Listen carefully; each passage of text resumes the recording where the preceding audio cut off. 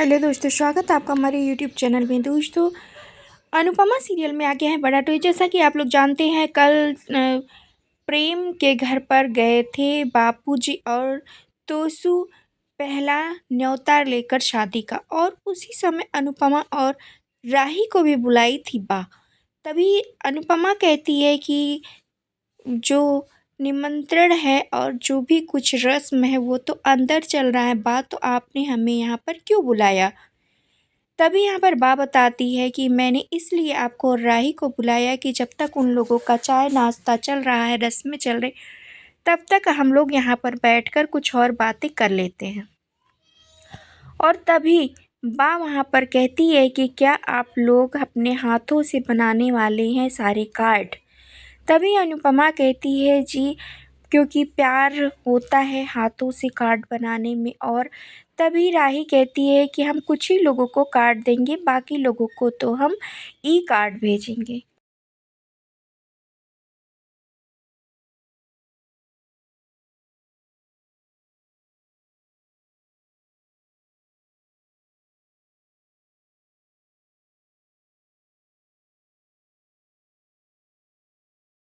तभी यहाँ पर बा कहती है कि ये ई कार्ड भेजने का क्या है। तभी राही कहती है कि पेपर भी वेस्ट होता है, इसके लिए हम जब भगवान को लोग कहीं भी उठाकर फेंक देते हैं, इसके लिए हम लोग ईमेल के द्वारा या फ़ोन व्हाट्सएप मैसेज के ज़रिए हम भेज देते हैं कार्ड। तभी कहती है कि सब कुछ तो ठीक है, लेकिन तो क्या हमारी जो परंपरा बनाई गई है बुजुर्गों के द्वारा, क्या वो ख़राब है।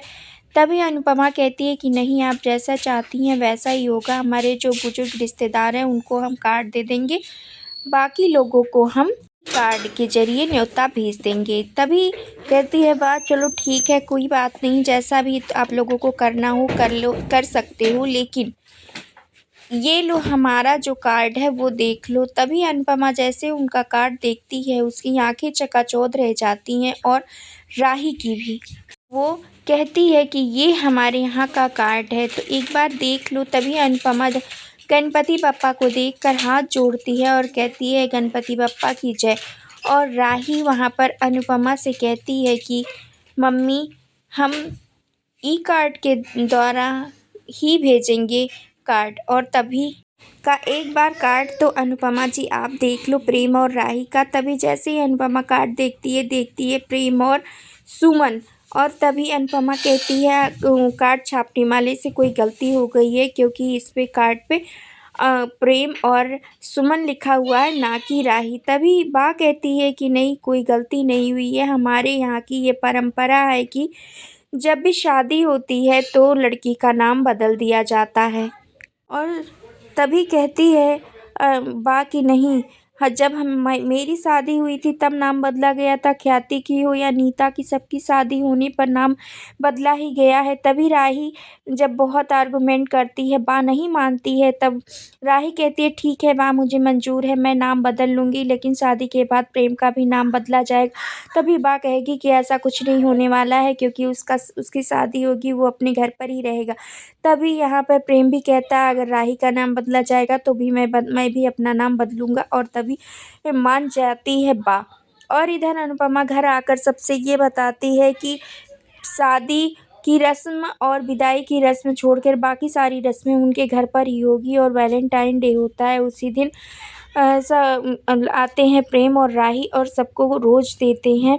रोज़ देकर ये कहते हैं कि खाली वैलेंटाइन डे जो प्यार करते हैं उनके लिए ही नहीं होता है, हम पूरे फैमिली से, पूरे परिवार से प्यार करते हैं, इसलिए हम सबको वैलेंटाइन डे एक साथ में मनाना चाहिए। और राही और प्रेम ये भी पूछते हैं कि आप और पॉप्स वैलेंटाइन डे पहला कैसे मनाए थे। तभी अनुपमा शर्माती है, लेकिन बता देती है कि तुम्हारे पॉप्स मुझे पहली बार शादी के लिए पूछे थे, तो मैंने ही उसका जवाब दिया था। और इधर तोसू कहता है कि अगर वो लोग सारी रस्में शादी की करना चाहते थे अपने घर पर, तो आपको क्या ज़रूरत थी ज़िम्मेदारी लेने की। ज़िम्मेदारी लेने का मतलब है बहुत सारा खर्चा हो जाएगा, बहुत सारी झंझट होगी, और उन लोगों के हिसाब से हम कुछ कर नहीं पाएंगे। और बापूजी भी कहते हैं कि हाँ, ये तो है कि हम उस औकात के नहीं हैं, उस तरीके से हम नहीं कर पाएँगे, लेकिन हम करने की पूरी कोशिश करेंगे क्योंकि जब लड़की की विदाई उसके घर से होती है और उसको तभी ऐसा लगता है कि वो उसका घर है, उसका भी कोई घर है और वो अपने आप को बहुत ही सेफ महसूस करती है। ये सब कुछ कहते हुए नज़र आएगी यहाँ पे अनुपमा और बापूजी। और इधर पराग बात से बोलेगा कि उन लोगों की इतनी औकात नहीं है, घर शुरू होते ही ख़त्म हो जाता है, इतनी बड़ी रस्में, इतनी बड़ी शादी का मंडप लगाते ही ख़त्म हो जाएगा और हमारे इतने सारे लोग वहाँ पर कैसे आएँगे? तभी बा कहती है हम सारी बातें उनकी नहीं काट सकते हैं क्योंकि प्रेम अगर गुस्सा हो गया तो वो घर नहीं आएगा और बेटा मैं चाहती हूँ कि बेटा अपना घर आ जाए, उसके बाद हम देख लेंगे कि हमें क्या करना है। और अगर रस्मों की बात है तो हम अपने रिश्तेदारों को 5 स्टार 7 स्टार में कभी भी रिसेप्शन या पार्टी दे सकते हैं। और इधर प्रेम और राही कहते हैं कि हम आप लोगों के साथ में वैलेंटाइन मनाना चाहते हैं और सभी लोग केक काटते हैं साथ में और बहुत खुश नज़र आते हैं। तभी अनुपमा कहती है आज के दिन की शुरुआत होगी मेरे हाथों की चाय से और तभी वो चाय और किंजल फाफड़ा जलेबी दोनों लोग लेकर चाय और फाफड़ा जलेबी आते हैं। सबको रेड रोजेज देते हैं राही और प्रेम और माही देख रही होती है और बहुत गुस्सा हो रही होती है। तभी प्रेम राही को पीला रोज़ देता है और राही प्रेम को पीला रोज़ देती है। तभी तोशु बोलता है हम लोगों को रेड रोज़ और तुम लोग पीला रोज़। तभी प्रेम कहता है कि हाँ पीला रोज़ हम इसलिए दे रहे हैं क्योंकि पीला रोज़ जो होता है वो अच्छा होता है और हम बाद में मनाएंगे अपना अलग से पार्टी अपनी करेंगे। और इधर बापूजी कहते हैं कि और अनुपमा कहती है कि सब लोगों का क्या प्लान है। तभी तोसू और किंजल कहते हैं कि आज हम घूमने जाएंगे, बाहर डिनर पर जाएंगे। और प्रेम और राही प्रेम कहता है कि क्या प्लान है। तभी राही कहती है देखते हैं सोचते हैं। और इधर अनुपमा फ़ोन करने जाती है वसुंधरा को, तब तक वसुंधरा ही फ़ोन कर देती है अनुपमा को और उसको ये बताती है कि 11 पंडित को खाना खिलाना है। और तभी हाँ, अनुपमा से ये भी कह देगी कि क्या प्रॉब्लम है, अगर कुछ तो बताओ मुझे, तुम ही तो कहती हो कि मुझसे कोई सलाह नहीं लिया जाता, मेरे ऊपर कोई ज़िम्मेदारी नहीं दी जाती। तो मैं ये कह रही हूँ कि अगर शादी तुम्हारे घर से होगी तो हमें रस्में भी वहीं से करनी होगी। हमें 11 पंडित को खाना और उनको वस्त्र दान देना है, तो हम वहीं से करेंगे। तभी अनुपमा कहती है ठीक है, कोई बात नहीं, हो जाएगा, आप जो कुछ भी कह रही हैं। और तभी बा कहती हैं कि ठीक है। और अनुपमा कुछ कहने को होती है तब तक बा फ़ोन रख देती हैं ये सब कुछ कह के, क्योंकि अनुपमा कुछ बोल नहीं पाती है और सोचने लगती है। फिर सोचती है कि मुझे तो न्योता देना था। और इधर तभी राजा और यहाँ पर ईशु बैठे होते हैं और ईशु राजा से कह रही होती है कि आज कुछ है। तभी कहते हैं कि हाँ मेरी मम्मा का स्पा डे है आज। राजा बोलता है और राजा और यहाँ पर ईशानी ईशानी प्रपोज कर देती है राजा को और राजा भी ईशानी को प्रपोज कर देगा और फ़ोटो भेज देगी वो खींच कर अपना राजा के साथ में पाकी को।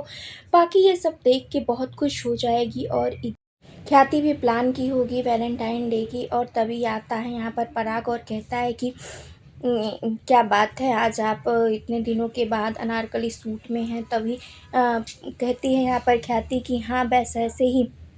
और सारी जिम्मेदारियों को निभाते निभाते ये जिम्मेदारी हम भूल गए थे, तो सोचा आज चलो ये भी करके देख लेते हैं। और पराग को ये गिफ्ट भी देती है जिसमें प्रेम और पराग की लॉकेट होती है, जो देखकर पराग बहुत खुश हो जाता है और ख्याति से थैंक यू बोलता है और दोनों बहुत ही खुश नज़र आते हैं। तभी पराग पूछता है कि ऐसा क्या हो गया, इतने दिनों के बाद आज आपको याद आ गई कि ये दिन भी सेलिब्रेट करना होता है। तभी यहाँ पर ख्याति को याद आ जाता है कि कैसे राही ने उसको कहा था कि कोई उम्र नहीं होती ये सब दिन सेलिब्रेट करने के लिए। और उसको तभी कही थी कि ख्याति की पराग जी गुस्सा हो जाएंगे, लेकिन तभी कही थी यहाँ पे राही की वो गुस्सा नहीं होंगे, वो तो बहुत खुश होंगे, लेकिन आप मेरा नाम मत लेना, नहीं बहुत ऑकवर्ड हो जाएगा और मैं धीरे से सब कुछ करके यहाँ से चली जाऊँगी।